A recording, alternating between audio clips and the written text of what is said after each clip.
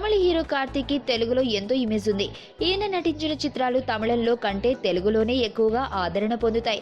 తాజాగా గోకుల్ దర్శకత్వంలో కాశ్మీరగా అక్టోబర్ 28న ప్రేక్షకుల ముందుకు వచ్చాడు.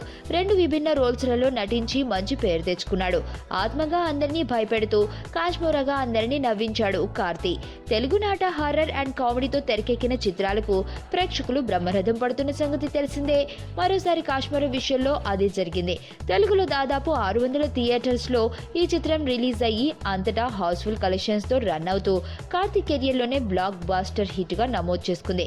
ఇక ఫస్ట్ వీక్లో తెలుగు తమిళ్ కలుపుకుని దాదాపు 31.60 కోట్లను రాబట్టిందని సమాచారం. కార్తీక్ జోడీగా నయనతార, శ్రీదివ్య నటించారు.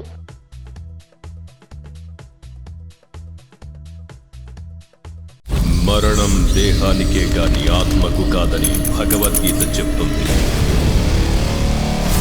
మనిషి బరువెంతున్న మరణానంతరం 21 గ్రాములు తగ్గుతుందని సైన్స్ చెబుతుంది. అంటే ఆ 21 గ్రామ్స్ బరువు